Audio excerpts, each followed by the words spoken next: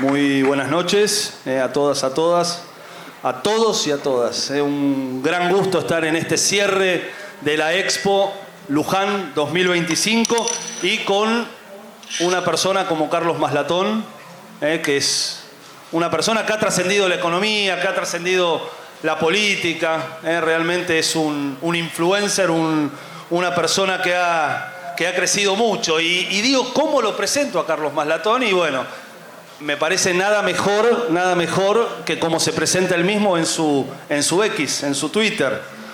Profeso capitalismo popular del tercer mundo. Después nos explicará Carlos qué significa esto. Militante del liberalismo argentino. Línea Resistencia Nacional. Impresionante. Parece que hay una contradicción, pero estoy seguro que no lo hay. Abogado de la UBA. Elliott Web Technician y bitcoinero. Ni más ni menos. Así que, Carlos, un gusto recibirte. Bueno. Y bueno, la dinámica, y lo dejo a Carlos, más o menos va a ser 40 minutos de presentación de Carlos. Después abrimos un ida y vuelta de preguntas y hacemos el cierre final. Así que bienvenido a Luján, un gusto grande. Estuvimos por el Cabildo, por el hito cero de la argentinidad, donde nació la Argentina durante las invasiones inglesas. Visitamos la Basílica Nacional, estuvimos acá por la Expo. Un gusto grande tenerte, a vos, a tu compañera. Gracias por estar en Luján y espero que vuelvan, que los vamos a recibir muy bien. Bueno, muchísimas gracias. Muchas gracias, intendente. Uno comete algunos errores en la vida y uno es que hace más de 25 años que no vengo para Luján. Una vergüenza. Les pido disculpas. Quedé bastante impresionado, muy impresionado por lo que vi. Además del espíritu que se siente cuando uno entra a la basílica y a los alrededores, me gustó cómo está todo preservado, restaurado, conservado. Así que próximamente estaré ya en una visita privada. Bueno, esta también es una visita privada, yo no soy funcionario público, o sea, no soy persona políticamente expuesta, para ser un poquito más técnico, pero voy a venir un fin de semana para escuchar los conciertos en la Basílica, para visitarla internamente, para ir a comer al famoso restaurante Lo VIP, que hace 35 años que no vengo, y bueno, para disfrutar de este gran municipio que, a pesar de las dificultades objetivas del país, está en ascenso, está en progreso. Me gusta esta exposición Expo Luján, sé que es la tercera edición y que ha sido un éxito. Me parece excelente que los municipios muestren lo que tienen en todos los aspectos. No es el único caso, pero creo que es sumamente valioso. Y vamos a ver un poquito qué es lo que está pasando en el país y en el mundo. Primero, una breve reflexión sobre lo que yo creo que es el eje de cualquier gobierno, que es la política económica. La política económica es el componente más importante de la política. Lamentablemente, en diciembre del año 2023, el presidente eligió un equipo económico que aplicó una política que 3 veces anteriormente en el pasado dio malos resultados y terminó trágicamente. Algunos me dirán que se parece a los 90. Yo impugno esta idea. Para mí no tiene nada que ver con los 90 esto. La convertibilidad es otra cosa distinta, que tenía sus puntos a favor y sus puntos en contra. Pero el principal punto a favor que tenía es que no se podía dar esto que se llama la bicicleta financiera o el carry trade. ¿Qué es el carry trade? ¿Qué es la bicicleta financiera? Bueno, el que inventó esto fue el ministro del proceso militar, José Alfredo Martínez de Hoz, en el año 79, hasta que se fue en el 81. Consiste en que el Estado le manda una señal al mercado, básicamente a los operadores de la City, a las finanzas, y le dice: quédate tranquilo que yo el tipo de cambio te lo mantengo bajo. A veces hasta se anuncia un nivel de depreciación, lo que se llama una tablita, y otras veces se dice simplemente esto va a quedar acá porque yo lo voy a controlar. Esto tiene una contra, que el mundo no se maneja en materia de monedas con esta clase de intervenciones, se maneja con la flotación cambiaria. La flotación cambiaria existe en el mundo desde el año 1971, tiene la ventaja de que cuando vos tenés pocas divisas, el precio te sube y cuando tenés muchas divisas baja, pero eso es un mecanismo de compensación natural que adoptó todo el mundo occidental del 71, después de haber probado durante 40 años una política que generaba o superávit en la balanza de pagos o déficit. Y por eso se creó en ese momento, en el año 46, el Fondo Monetario Internacional para suplir los déficits en la balanza de pagos. El Fondo Monetario a partir del 71 no se encargó más de la balanza de pagos y se encargó de financiar déficit del presupuesto. En mal ahora lo primero, en mal ahora lo segundo. Es un organismo que debería no existir más. Si algo hay que hacer en materia de derecho internacional y de organizaciones internacionales es de derogar el Fondo Monetario Internacional. Este experimento del año 79 hasta el 81 tuvo un ingrediente adicional, que es el Estado diciendo: yo te voy a pagar porque vos tengas los pesos que yo emití, yo te los voy a remunerar. Entonces viene el Banco Central y empieza a tomar dinero y a pagar tasa de interés. Normalmente se confunde esto, se cree que esto es financiamiento del Estado, no tiene nada que ver con el financiamiento del Estado, esto es política monetaria pura. Y empieza de a poquito y en forma inocente y después se transforma en una pelota que representa el 30-40% de toda la deuda pública y que representa, esto es técnicamente es emisión monetaria, representa varias bases monetarias y funciona inflacionariamente. Esto se hace para combatir la inflación, o sea, la combinación del dinero remunerado por parte del Banco Central más el tipo de cambio intervenido se hace por razones antiinflacionarias y lo único que termina haciendo es generando después más inflación. La reprime al inicio y después salta de golpe el día que no se puede contener más. Además, otro daño que causa este tipo de políticas, que se deberían llamar Escuela de Política Argentina José Alfredo Martínez de Oz, es que torna el país no caro, carísimo. Carísimo en términos de moneda dura, en términos de dólares. Ustedes saben que siempre que Argentina fue país caro, fue para abajo. Y siempre que fue un país no caro o un país barato, la economía subió. Esta política, aunque está olvidado, pero la experimentó también Raúl Alfonsín en el último año de gobierno, que termina con una caída del modelo el 6 de febrero del 89, con el inicio de una hiperinflación que dura 13 meses, hasta marzo de 1990. Creíamos que este tipo de experimentos que son desastrosos para el país no se iban a imponer nunca más. Es más, hay una película de esos tiempos, del año 82, llamada Plata Dulce. El que no la vio la tiene que ver, las jóvenes generaciones. Es una descripción perfecta de lo que fue la destrucción de la industria argentina en esos años de la dictadura. Pero después vino Macri en el final del 2015 y la pone en práctica nuevamente. No dice que es esa política, pero es, como yo interpreto, que es la misma. ¿Quiénes la hicieron en ese momento? Sturzenegger y Caputo. Sturzenegger en el Banco Central y Caputo, el actual ministro, porque vuelve a ser ministro, tomando plata en el exterior. Y ahora la vuelve a hacer Milei. Hay un problema. Estas políticas son muy del agrado de los sectores financieros de la City. Especialmente se hacen al agrado de lo que yo llamo el mesero de mesa de dinero, el operador de mesa de dinero. ¿Qué es un operador de mesa de dinero? Bueno, es un tipo que el 1 de enero o el 2 de enero dice: yo tengo $1 millón y a mí no me sirve ganar 5% anual en dólares. No me sirve para nada porque es muy poca plata. Yo me tengo que llevar 40-50%.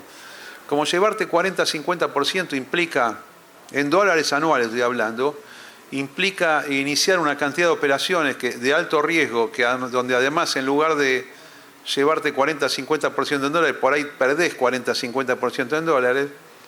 Y como estamos en un país poco transparente en estas materias, esos sectores de la City se combinan con el gobierno y le dicen: vos garantizame el dólar y pagame tasa. Estos experimentos financieros son lisa y llanamente una transferencia de recursos de los sectores pobres del país a los sectores ricos. Si algo de injusto hay, es esto. Es el peor de los subsidios. El subsidio al tipo de cambio de esta manera y a la tasa de interés que toma el Estado con esta finalidad que no es fiscal, reitero, no tiene nada que ver con el déficit del presupuesto y la emisión monetaria y la deuda de una tesorería. Esto es un subsidio económico absolutamente inmoral, impugnable desde todo punto de vista. hasta ahora en el país esto no ha sido justiciable, porque nadie lo planteó, porque no hay suficiente comprensión en el Congreso, en el Poder Judicial, pero esto es inadmisible que se vuelva a hacer. Y fíjense ustedes que para mantener esta política económica absolutamente artificial, siempre el gobierno va requiriendo de más deuda pública y van tomando deuda pública.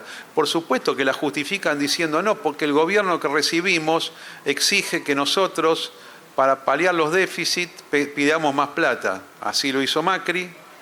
Macri en realidad cuando pidió la plata al Fondo Monetario, los 57.000 millones de dólares, que después fueron 44.500, argumentó también eso, ¿no? Pero la verdad es que Macri fue al Fondo Monetario para conseguir los fondos para pagar la deuda que él mismo había tomado en sus 2 primeros años de gobierno. ¿Y quién la tomó? Sturzenegger y Caputo. Entonces, viene el Fondo Monetario ahí y le da el dinero en la inteligencia de que ese dinero se iba a usar para pagar la deuda que estaba por vencer, pero no se usó para eso. El dinero se usó para vender dólares baratos en el mercado. Otro elemento de corrupción inadmisible. Y en eso se patinó la plata del Fondo Monetario. Y ahora este gobierno, que vino con la misma política, esta que se hizo en el 79, que se reiteró en el 88, que se reiteró en el 2015, 2016, vino el gobierno actual y de vuelta con lo mismo. Por supuesto que esto es una violación total de las promesas de campaña y es una violación total de los principios básicos del liberalismo económico, porque yo sé que mucha gente que está acá presente que esto lo va a llamar neoliberal. Bueno, yo como liberal voy a decir que esto está en las antípodas del liberalismo. Sí les tengo que reconocer que lamentablemente los liberales cuando llegan al poder no son liberales y terminan haciendo negocios de este tipo para favorecer un sector.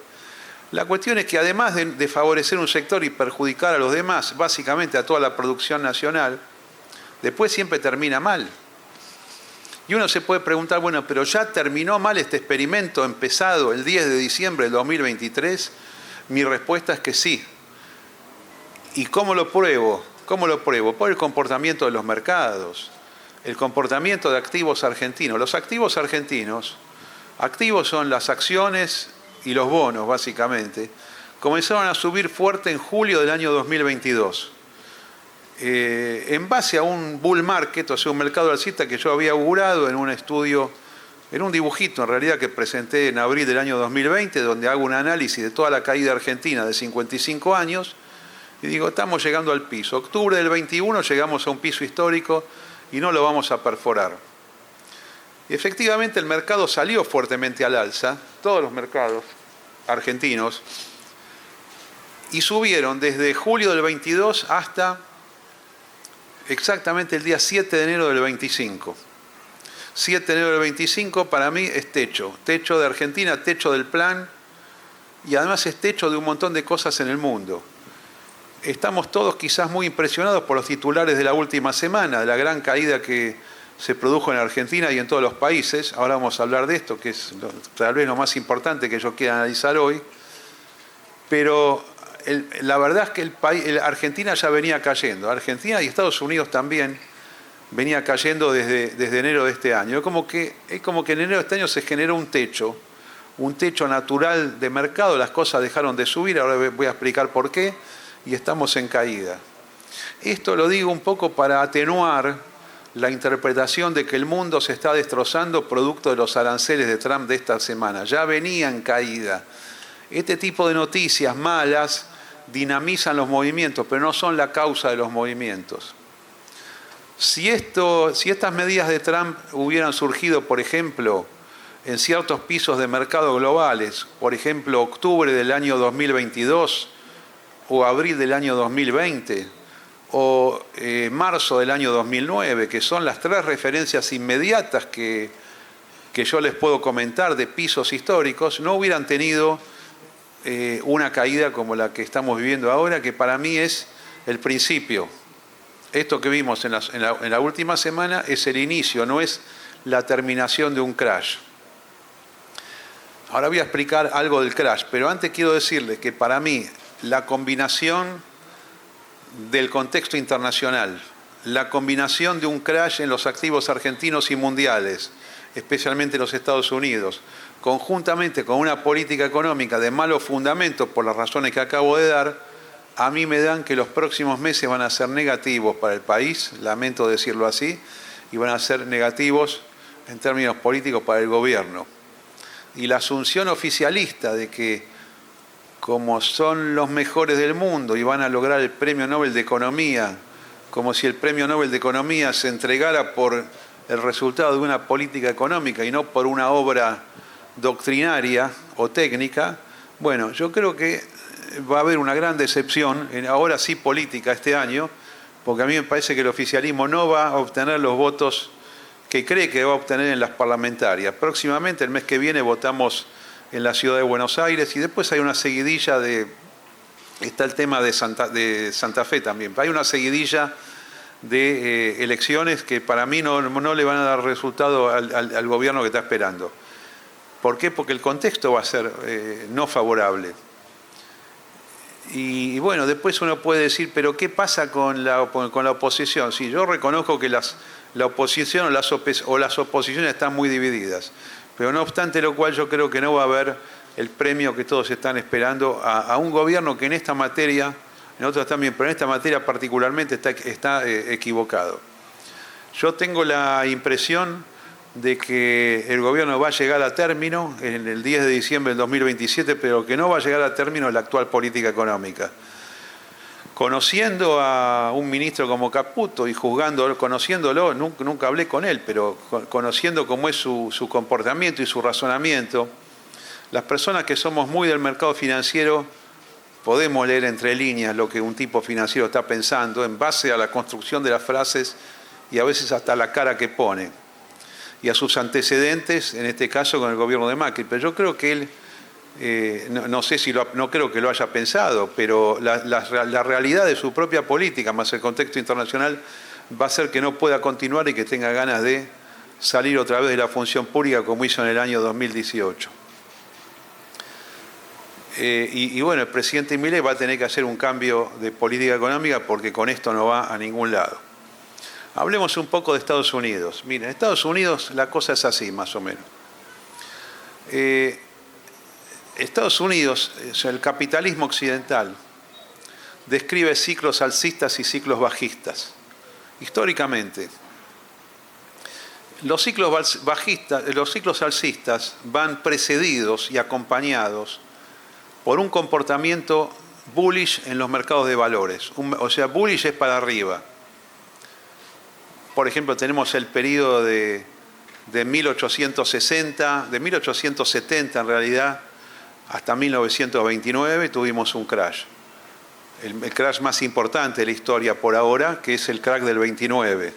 Básicamente la bolsa cae 90%. Si algo vale 100, pasa a valer 10.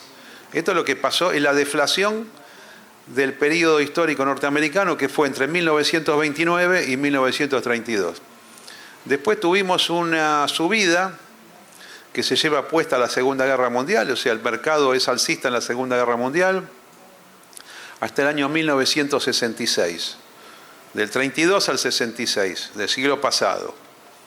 Y después tenemos otro proceso bajista que va de 1966 a 1974. En 1974, con la salida de Nixon del gobierno, que se acuerdan que estaba al borde del juicio político, no sé cuánta gente hay de esa época, yo soy de esa época, tenía 14, 15 años, pero lo recuerdo perfectamente. El que no, seguramente lo ha leído o ha escuchado. Sale Nixon del poder y ahí empieza otro ciclo bullish que llega hasta el año 2000. Y entre el año 2000 y 2009 tenemos otra gran corrección. La primera es el estallido de las empresas tecnológicas, llamadas .com. La mayoría se va del mercado, quiebra, no puede continuar, pero maravillas como Amazon, Microsoft, Cisco, todas esas empresas siguen en pie, la de los semiconductores también, antes de que exista Nvidia, que fue la estrella de este año y del año pasado. Y después tenemos una recuperación de commodities hasta el 2008 y después tenemos una caída hasta marzo del año 2009. Esta sí, ustedes la recuerdan, fue una crisis terrorífica parecida a la de 1929, pero que pudo ser bien manejada por el Banco Central, aprendiendo las lecciones de 60, 70 años atrás. Desde el año 2009, nosotros estamos inmersos en una tendencia alcista, muy alcista, recontra alcista, que para mí probablemente haya terminado en enero de este año. La caída que estamos teniendo en estos días, estamos en una fase donde el mercado directamente hace gaps, permanentemente gaps para abajo, o sea, deja espacios en blanco entre un día y otro. Es muy fuerte, estamos en los comienzos recién. ¿De qué magnitud es esto? Bueno, yo creo que por lo menos vamos a ir a buscar los niveles de hace 2 años y medio. Puede ser peor, pero no hace falta habilitar todavía eso que puede ser muchísimo peor. Pero esto le pega a Argentina. Argentina no tiene ninguna forma de aislarse de esto. Ni Argentina, ni Brasil, ni México, nadie. Lo que se produce cuando uno tiene una baja bursátil es que desaparece patrimonio, se esfuma patrimonio de la faz de la tierra.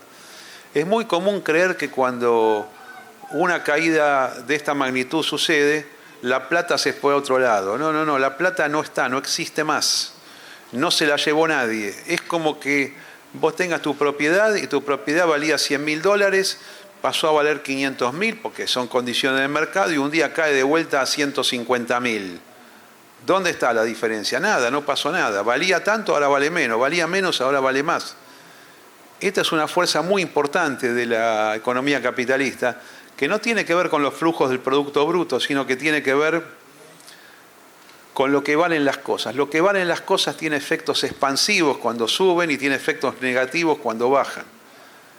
Toda la etapa del año... hay una recuperación argentina muy importante, por ejemplo, que es la del 2003 al 2011. Después para mí se cometieron errores importantes, pero eso fue un año de crecimiento. Para los que son kirchneristas seguramente lo recuerdan como una década buenísima. Fue una década buena, se lo digo yo, no perteneciendo a ese sector, pero la verdad que el gobierno de Kirchner y el primero de Cristina Kirchner en materia de política cambiaria, monetaria y de deuda se manejaron en forma excelente. Estos 3 puntos fueron los que yo estoy criticando a la de este gobierno. En ese momento, en esos 8 años, se manejaron de manera excelente e indiscutible, incluyendo el desendeudamiento con el Fondo Monetario Internacional, que fue para mí directamente un acto patriótico. Te doy la plata que me prestaste y no quiero que vengas más por acá a molestarme, porque la ideología que vos profesás no es conveniente para nuestros intereses.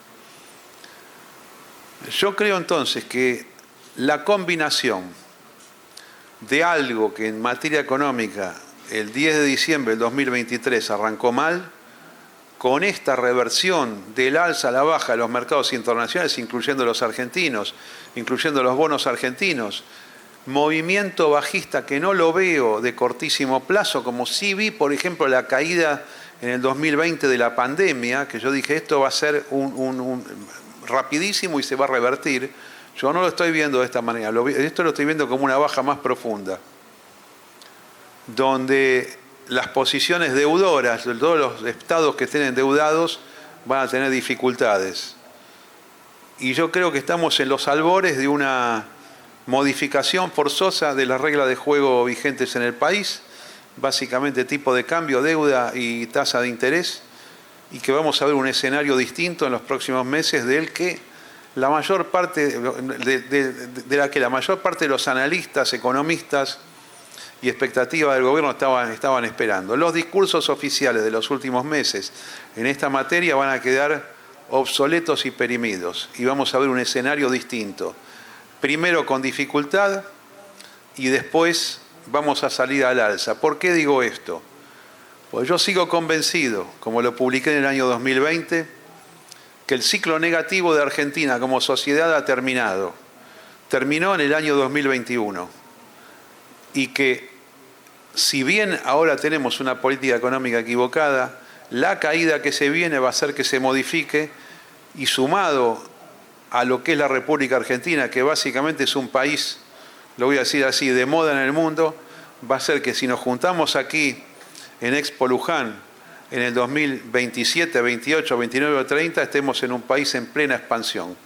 Simplemente hay que bancar este momento, hay que entender por qué pasan las cosas, combinación de errores propios con contextos internacionales, pero el futuro de la Argentina es positivo.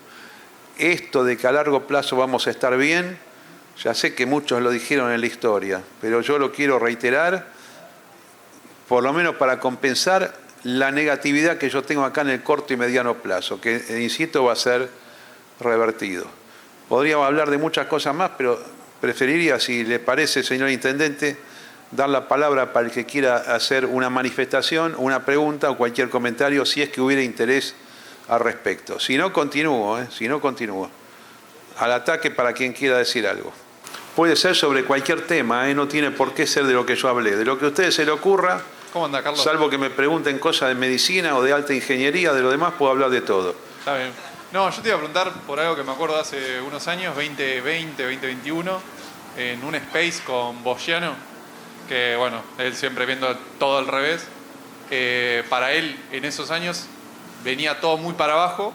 Igual decía, no, el mundo está bullish hasta por lo menos 2035.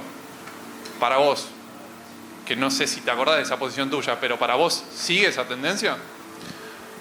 Esa tendencia sigue, pero todo movimiento alcista, y estamos bajo la fuerza alcista que comienza en el año 2009, siempre tiene retracciones en el medio. La que estamos viendo ahora es una retracción importante. Está dinamizada por las medidas de Trump, que yo personalmente creo que en parte se van a revertir. Yo no creo que esta tabla que pasó el otro día, que la verdad que fue si uno ve la filmación, es muy gracioso. Es muy gracioso todo lo que hace Trump desde el Salón Oval. Empezaron, qué sé yo, hace unos años que te muestran el decreto. Yo no sé si antes se hacía esto. El decreto grande te muestra como si fuera una tabla. El otro día mostró la tabla de los aranceles país por país, ¿no? Y hay cosas rarísimas. Dicho sea de paso, considerar las Islas Malvinas como una entidad distinta es bastante sorprendente, ¿no? Por supuesto, para mí es Argentina, pero desde el punto de vista de ellos, no sé qué es una cosa distinta. Después agarraron una isla de Australia y le pusieron arancel del 10%, pero esa isla tiene 0 habitantes y solamente tiene focas y pingüinos, nada más. No sé ¿cómo le vas a poner arancel a ¿cómo se llaman estas cosas que emergen como? Claro, prácticamente como un peñasco. Un arancel, no sé, alguno habrá pensado poner algún paraíso fiscal ahí, la verdad que es raro.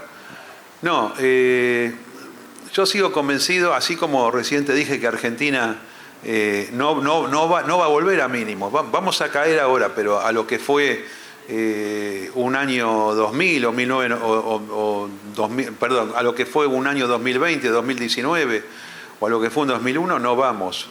No están dadas las condiciones, ni tampoco mi análisis del ciclo económico. Así que yo suelo hablo con Boschiano a veces, bueno, ahora es muy oficialista, lo conozco hace muchísimo tiempo, casi más de 30 años en el mercado.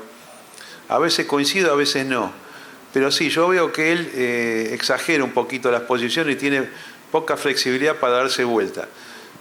Y yo creo que ahora estaba muy alcista, especialmente con Argentina. Tuve un intercambio con él, le dije, mira, para mí está todo para caerse, porque ya subió. El problema que vos tenés en los mercados, cuando vos subiste mucho, por más que vos tengas buenos fundamentos, el próximo escenario no es de alza, sino es de caída. Y es esa caída la que genera después los fundamentos negativos. Porque pasan ese tipo de cosas con los mercados. Los mercados generan los fundamentos, no los fundamentos los mercados. Sé que es muy técnico esto y es contraintuitivo, pero es lo que yo llevo visto en mi análisis de la historia económica mundial, especialmente desde que existe la moneda, desde que existe el crédito y desde que existe esta cosa que es tan beneficiosa también, pero tan peligrosa, que son los mercados de valores. Los mercados de valores son una cosa tremenda. Fueron creados para que puedan cotizar aquellas empresas que levantaron capital de parte del público. Entonces, si vos suscribís una empresa, tenés que tener el derecho a la posibilidad de vender inmediatamente lo que vos suscribiste, porque si no, ¿para qué le vas a dar plata a alguien? Porque si no, es un título de deuda. Si vos sos socio de una empresa y tenés acciones, tenés que poder deshacer esa posición a voluntad. Y ese tema de compra-venta es lo que te genera un valor permanente en las empresas, al alza, más arriba, más abajo, y es lo que permite fundamentar la suscripción primaria de las acciones. Pero a su vez, esto que es tan lindo, tan divertido, a veces rentable y a veces te podés fundir, genera efectos macroeconómicos negativos cuando tenés la caída y exagera los efectos económicos positivos en las subidas. Por eso el mundo es eso, el mundo es manías, pánicos y cracks. Hay un libro que se llama Manías, pánicos y cracks, de un economista norteamericano, hace como 40 años salió, vale la pena leerlo para quienes les interese el tema, no es fácil, es sumamente técnico, pero vivimos en eso, vivimos a los cimbronazos. Esto es característica del capitalismo. Yo si tengo que elegir si tiene que estar o no tiene que estar, digo que tiene que estar, pero digo que genera desastres. Como genera desastre cada tanto, el Estado tiene que estar. Y acá yo voy a mi parte. Como me preguntaba recién el intendente, me decía, ¿pero qué significará capitalismo popular del tercer mundo? Bueno, entre otras cosas significa la acción social. Significa la informalidad en materia de comercio, de regulación, economía barrana y todo esto que a mí me encanta. Pero también significa intervención no en los precios, no en los mecanismos del mercado, pero sí en acción social. Yo no admito que haya gente que quede tirada porque le va mal. Siempre, mira, en el más exitoso de los países, al 10% de la población siempre le va mal. No son los mismos, van cambiando. ¿Qué hacemos con esa gente? Para eso se pagan impuestos y para eso tiene que haber fondos públicos para asistir. Este tema de que yo llego al gobierno y digo, ahora no hay subsidios para nadie porque los odio a todos, y voy a reventar cada día a un grupo que no me interese, desde el liberalismo es inadmisible. Y en todo caso, si no te gustan los subsidios, empezá a cortar con el peor de los subsidios que hay en Argentina, que es el subsidio al tipo de cambio. El subsidio al tipo de cambio para beneficiar al sector financiero significa subsidiar a un sector rico del país. Encima improductivo. Sirve, yo soy de ese sector, sirve que esté, pero no es a costa de los demás.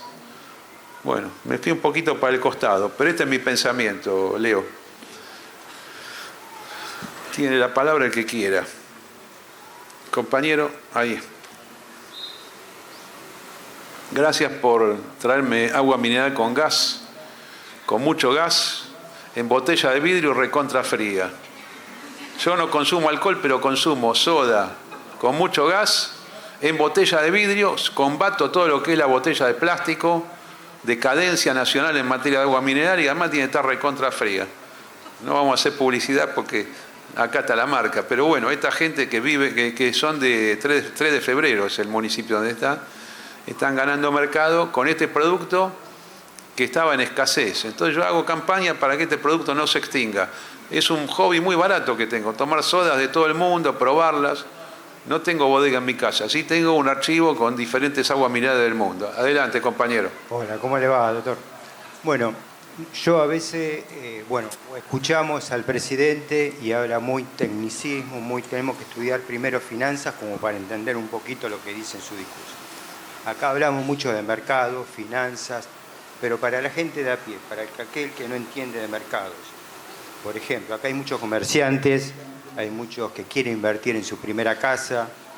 ¿Usted cómo ve el futuro de la Argentina para decir, pido un crédito a un banco, lo voy a poder pagar, invierto en máquinas para poder crecer en mi empresa?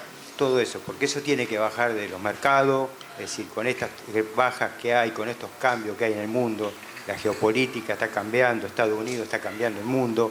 Por eso, con todo esto, ¿usted qué panorama nos ve como para decir nosotros queremos invertir en nuestra pequeña empresa, queremos sacar un crédito, queremos invertir en proyectos, más en las ciudades como Luján? Bueno, me parece bien que haya muchos interesados en invertir en sus propias empresas. Argentina tiene que ser un país industrial. No sé quién dijo que no podemos serlo, me parece una irresponsabilidad. Fuimos país industrial. ¿Por qué no podemos continuar siéndolo? ¿Que no hay gente capaz? ¿Cómo puede ser? Todos los argentinos que se van afuera en cargos gerenciales tienen éxito. ¿Eso qué significa? Que esto se podía hacer en el país, ¿no?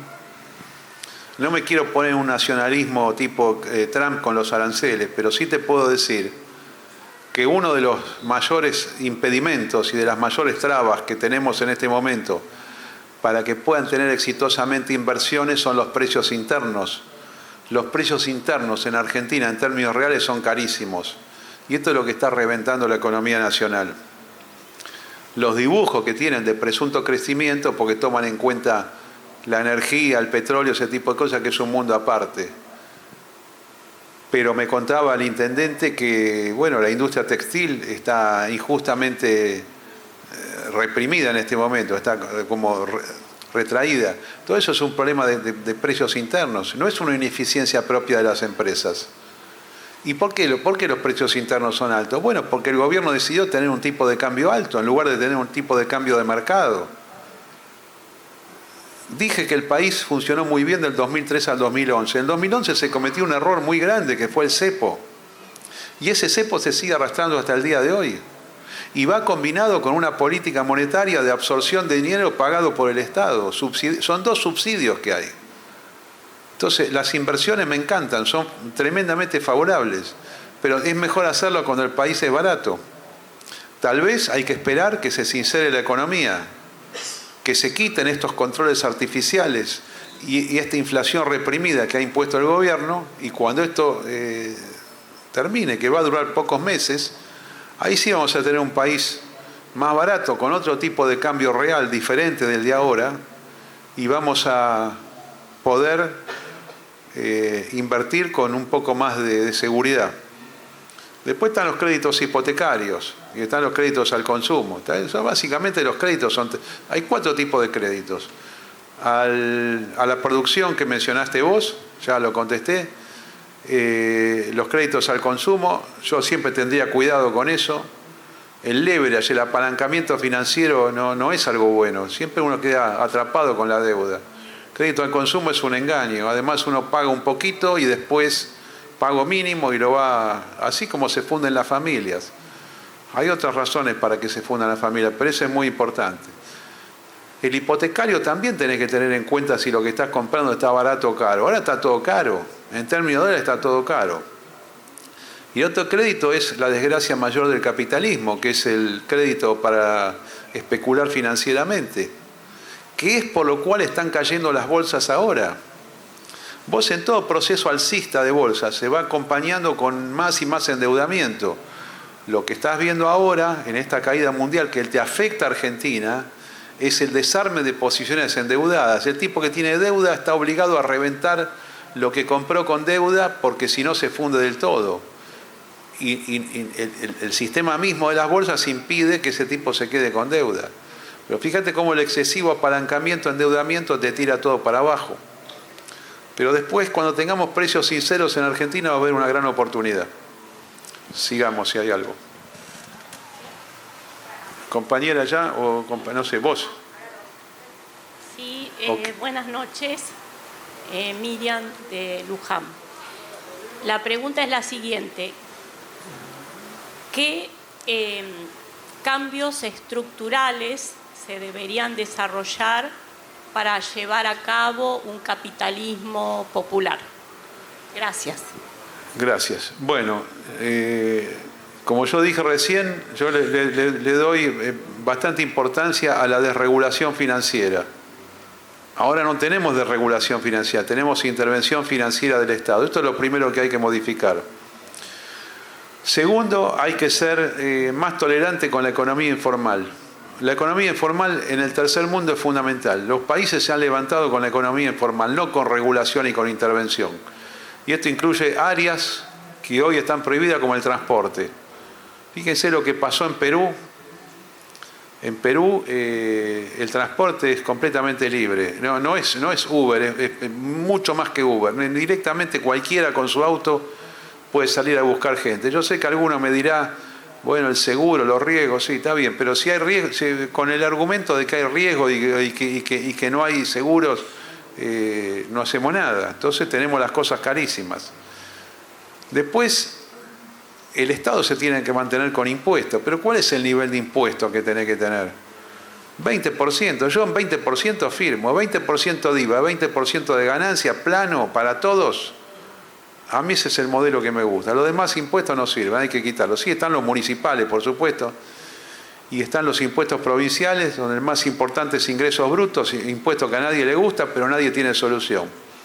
Se podría cambiar el impuesto a los ingresos brutos por 1, 2 o 3 puntos de IVA para las provincias, 1 o 2 o 3 puntos para las ganancias, de esto hay que estudiarlo. Pero eso puede funcionar también. Y tener un Estado lógico, un Estado reducido pero lógico. Esto de declarar no hago obra pública porque se me da la gana que no hay obra pública, no funciona eso. Y un Estado poco endeudado, estos básicamente son los requisitos para funcionar. Asistencia social, por supuesto que tiene que haber. Pero las bases son esto, no es muy complicado, no hay que complicar la cosa. Puede funcionar el país así. Después puede haber contribución de mejoras, un montón de cosas a nivel local. Pero el esquema es ese, es un Estado reducido pero no ausente. El Estado tiene que estar. Y yo creo también en la función pública. No es que toda la función pública está mal. Gran parte de la sociedad tiene que estar dedicada a la función pública, federal, provincial y municipal. Y me parece bien que haya gente que tenga carrera política y me parece bien que haya gente que tenga carrera administrativa en el Estado. Por lo que conozco del intendente Leo, él es un ejemplo en este tipo de cosas. A mí me parece bien que esto sea así. Me parece correctísimo que alguien haga de la política, de la función pública, básicamente del servicio al administrado, el eje central de su actividad. No estoy de acuerdo con que los cargos públicos sean para entrar y salir, para estar un ratito. Lo que es carrera, y esto es fundamental en el modelo que yo estoy pensando.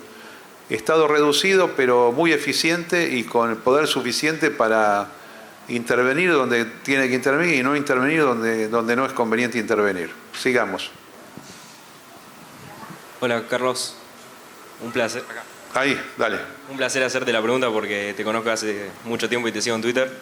Y te quería preguntar qué opinás del actual capitalismo, que las personas dejan de ser dueñas de las cosas y empiezan a alquilar.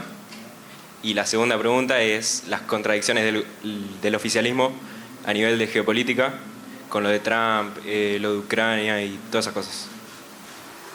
Muchas gracias. Bueno, miren, el tema de tener vivienda propia o no, hay varias lecturas al respecto. Si uno va al aspecto puramente financiero, y muchas veces te conviene alquilar. La verdad es esa, pues es un montón de plata hundida. Pero no toda la gente es financiera. Entonces, el objetivo de tener una vivienda propia tiene sentido. Yo durante muchos años no tuve vivienda, siempre alquilando. Y un día vi algo que me gustaba mucho y yo dije, esto lo quiero permanente, y lo compré. Lo podía comprar porque había juntado plata para comprarlo. Entonces no hay una respuesta única, depende del momento de la vida, del patrimonio, y depende de las habilidades de uno para manejar lo que es un pago permanente de un alquiler. Sí, yo sé que hay gente que hace la cuenta, pero en realidad yo con los 100.000, 200.000 dólares que tengo en la casa le saco una renta de tanto. Siempre que le saque la renta, a veces podés no sacarla y a veces te podés equivocar. Así que en eso es pragmatismo total. Con respecto a la política internacional que me estás contando, Ucrania. Mira, cuando fue la invasión a Ucrania, o el operativo militar especial, para hablar en términos del Kremlin, febrero 24 del año 2022, yo hice varias manifestaciones que no eran precisamente siguiendo la línea de Kiev. Recibí insulto como nunca en mi vida, creo que es el máximo nivel de insulto que tuve, porque mi posición se etiquetó prosoviética, prorrusa. Inclusive todo ese año 2022 tuve shadow ban en Twitter. Shadow ban es que vos me tenés que buscar especialmente a mí para ver lo que digo. O sea, no te figura más en el timeline. Y recién me desapareció el shadow ban cuando me fui al Mundial de Qatar, que empecé a publicar cosas de la selección y eso, y ahí ya vi que la gente había más actividad.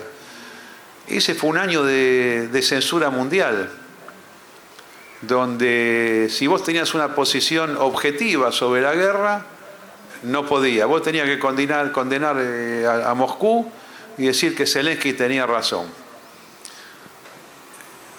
En el mes de marzo del 2022, le voy a contar algo que no lo dije nunca. Me escribe a mí una amiga de Ucrania.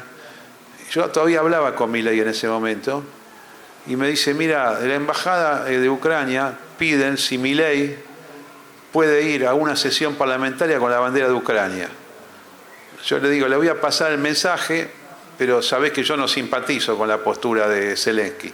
Le dije a Milei, ¿podés ir con la bandera? Me dijo que sí, y él fue con la bandera.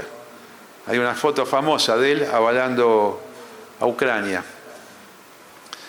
Y unos días antes, en la Recoleta, todo el grupo de militantes de La Libertad Avanza, de los que ahora son el Gordo Dan, Juan Doe, estaba también Siberial, son tipos importantes en el gobierno, nos juntamos en la Recoleta.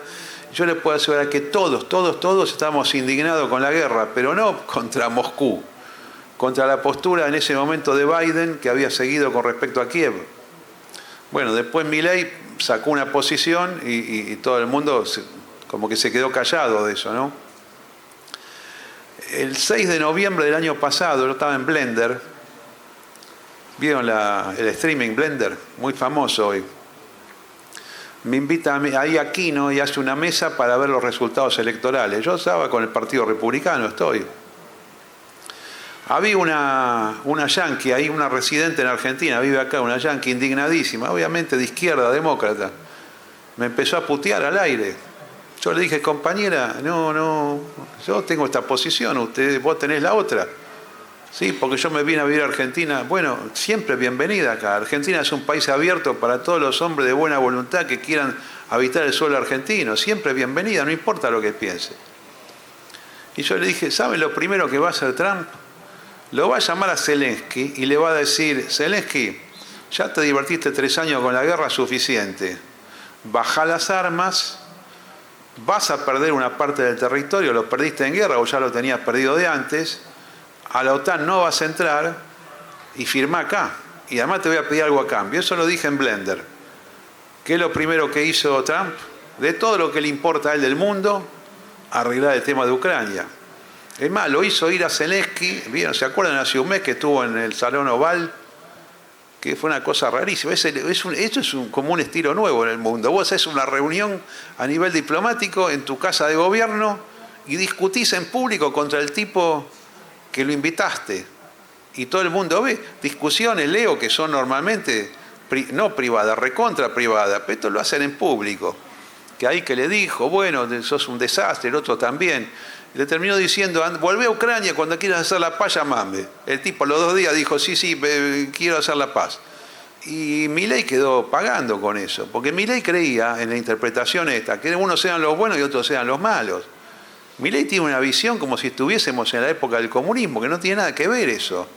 Aunque haya comunistas en el mundo, como se maneja el mundo, no es en base a el teléfono rojo de Washington a Moscú, que existe, por supuesto, que no es el mismo teléfono de antes, pero existe. Vos en el mundo pesás. Hay 2 cosas que son tan importantes en el mundo. Una es tener el veto en el Consejo de Seguridad de la ONU. Es una cosa totalmente increíble. Los países que tienen veto en el Consejo de Seguridad de la ONU son Estados Unidos, Rusia, China, Francia e Inglaterra. Y bueno, porque es el grupo ganador de la Segunda Guerra Mundial. No está Japón, no está Alemania, no está Italia. Es lógico, ¿no? Ganaste la guerra, hiciste la ONU a tu gusto. Y otra, ser potencia atómica. Las potencias atómicas son Estados Unidos, China, Rusia, Alemania, Inglaterra. ¿Y quién más? India, Pakistán, y hay 2 más. Y hay uno que lo tiene Barrani. ¿Quién es? No, Irán no tiene todavía. ¿Quién es? El Estado de Israel, que tiene... Yo no las vi, viajo seguido, pero nunca me las mostraron. Pero yo creo que dicen los expertos, que son 400 cabezas nucleares. O sea, es el 4º país, pero nunca declarado. Y eso va a seguir así, es una política de ambigüedad. Eso te da un poder único. Los poderosos del mundo, la mesa de los poderosos implica o tenés la bomba atómica, o tenés veto en el Consejo de Seguridad de la ONU, o sos un peligro para la humanidad. Irán Irán es un país poderoso. ¿Y por qué? Porque todo el tiempo está amenazando. Ahora Yemen, no es que sea Yemen, ahora la guerra que hay ahí que le tiran a todos los cargueros, que ya se cansó Estados Unidos con esto, bueno, esto lo hace Irán. Y bueno, y si de repente el ayatollah Jamenei llama a Washington y dice, queremos hablar en serio, ¿sabe lo que le va a decir Trump? Sí, vamos a hablar en serio. Y esto se lo digo por toda la gente prejuiciosa que hay en Argentina. Primero, los Milei que dividen todo en blanco y negro, buenos y malos. Y segundo, acá hubo un escándalo con el pacto con Irán, un pacto que nunca existió, que lo hizo Timerman con Cristina Kirchner. En el mismo momento, era la ingenuidad de Timerman en ese momento, es decir, le vamos a pedir a Irán que nos mande los nombres de los que hicieron el atentado en la AMIA. Nunca te van a mandar ningún nombre. Musulmán chiita no entrega musulmán chiita nunca, por nada del mundo. Es imposible. Pero bueno, la ilusión que hubo en ese momento, 2014-2015, a mí me resultó irrelevante ese pacto por inexistente. Pero les quiero decir algo, que es lo que yo hubiera dicho de ser asesor de Cristina Kirchner o de estar en el gobierno. Le digo, ¿qué me critican a mí? En este mismo momento, Estados Unidos y la Unión Europea están sellando un acuerdo con Irán. ¿Cómo a nadie se le ocurrió usar ese argumento? Están sellando un acuerdo con Irán por las armas nucleares. ¿A qué voy con esto? A la flexibilidad. A la flexibilidad. Y la flexibilidad incluye este tipo de conflictos donde vos desde Argentina sos un tercero no interesado o sos una pequeña voz, entonces vos en todo caso tenés que decir cosas razonables, no la primera estupidez que se te ocurra. Y la otra es la visión de que vos tenés que ser un cipayo frente a los Estados Unidos. No lo digo yo desde la izquierda esto, lo digo desde la derecha. Si vos sos, ¿saben cuál es el problema de ser cipayo? Decirle, vengo acá a bailar a tu fiesta, canto YMCA y bailo ahí con los asistentes, una fiesta ridícula, todo ese tipo de cosas. ¿Saben cuál es el problema? De que quedás como un salamín con queso. No te ven bien haciendo ese tipo de cosas. A los yanquis nunca les gustaron los cipayos, a los ingleses tampoco les gustaron. ¿Saben qué gente le gusta al Departamento de Estado, a lo que saben? Le gusta Vladimir Putin, Lula da Silva, Sheinbaum, la presidenta mexicana, que tiene su independencia, el presidente de Turquía. No es que le gusta, pero les parece más serio que alguien que venga de un país y diga, yo soy amigo de ustedes, hago todo lo que ustedes me digan. ¿Sabés qué anotan? Este país está gobernado por un imbécil que no tiene ningún costo para nosotros. No le tenemos que dar nada. Porque no es que porque es amigo le vamos a dar. Le vamos a dar si es, no enemigo del todo, pero si es un tipo no fácil. En política internacional se negocia. Está mal manejada la política internacional argentina. Pésimamente mal manejada. Es un verdadero desastre. A mí el alineamiento en general, así tan exagerado, no me gusta. Creo que no sirve para el país. Esto se suma a una política económica equivocada. Pero esto también va a tener que cambiar. Ahora va a tener una decepción el gobierno con el Fondo Monetario, que está esperando cuánto, que le den, que le arreglen los problemas. No le van a arreglar nada, le van a dar 2 mangos y se lo van a dar condicionado. Y va a llamar a Trump y le va a decir, habilitame esto. Y va a decir, no puedo. Ni te van a contestar. Este es el problema. Sigamos. Siempre pasó, siempre fue igual. Justo fue la respuesta que acabas de dar. Te iba a preguntar acerca del Fondo Monetario. Si ves que se pueda peligrar el acuerdo producto de las caídas de los commodities y del petróleo, entendiendo que Milei apuntó de lleno a Vaca Muerta como uno de los únicos fuentes de ingreso, si esta caída del valor del petróleo puede generarle ruido en el acuerdo. Y en caso que genere ruido, yo calculo que va a terminar saliendo, pero si se puede llegar a demorar la fecha de los desembolsos y cómo llega a la Argentina, si eso se demora y no está este mes de abril, ¿cómo van a reaccionar tanto los mercados y el dólar? ¿Cómo van a hacer para contener la capacidad del gobierno? Muy buen planteo. Mirá, yo creo que sí. Por empezar, llama la atención lo que está demorando el Fondo Monetario. ¿Ustedes se acuerdan en el 2018 que Macri lo mandó a Duhovne? Porque Duhovne dijo, hablo francés, voy a hablar con Lagarde y yo consigo el crédito. ¿Saben cuántos días tardó? En 5 días lo consiguió. La promesa de los 57 mil millones estuvo en 5 días. ¿Qué es esto que está demorando desde diciembre del año pasado? Algún problema hay. Y si sale el acuerdo van a ser 2 mangos. Porque 20.000 palos son 2 mangos. Le explico, le digo por qué. Porque de esos 20.000 hay 12.000, eran 14.000, ahora dicen que son 12.000, que son a cuenta de futuros vencimientos. O sea, eso es neutro. No es neutro porque pagás interés. Dicho sea de paso, ¿saben cuánto cuesta por día los intereses del Fondo Monetario? Son 10 millones de dólares. 10 millones de dólares. ¿Saben cuánto cuesta? Por día es eso. Más todo el resto de la deuda en dólares.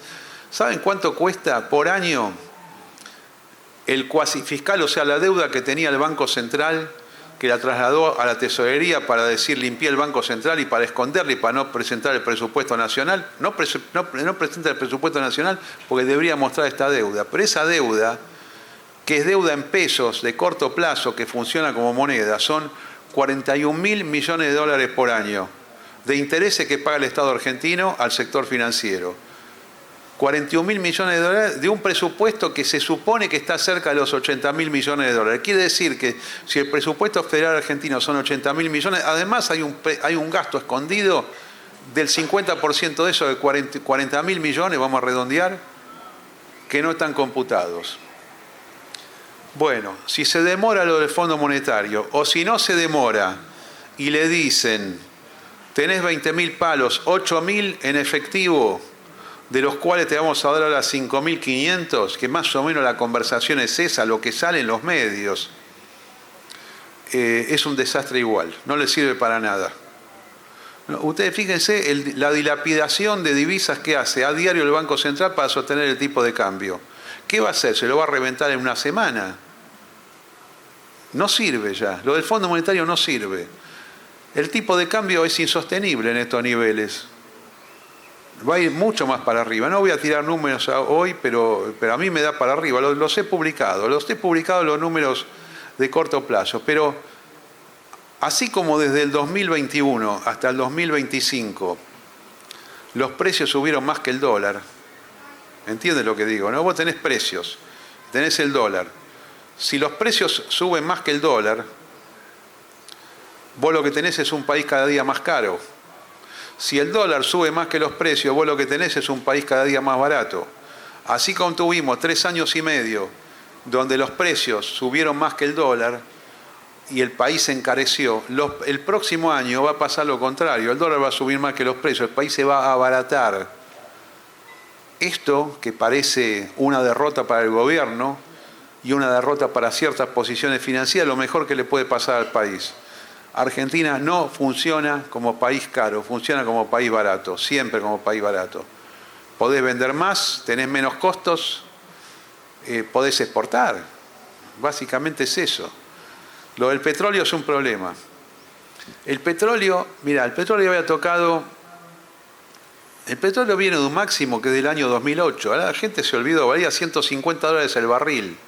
Cuando fue la crisis del campo acá en el 2008, con la locura de la soja, que se la disputó el gobierno con los productores, ahí el petróleo tocó 150. Es más, el día de la marcha esa famosa, la del monumento a los españoles, ¿la recuerdan ustedes? Que hubo una Rosario de la Santidad Sagrada y otra del monumento a los españoles. Yo estaba ahí con mi móvil, en ese momento el petróleo estaba tocando 150 y la soja tocó máximo $18 por bushel. Después vino para abajo.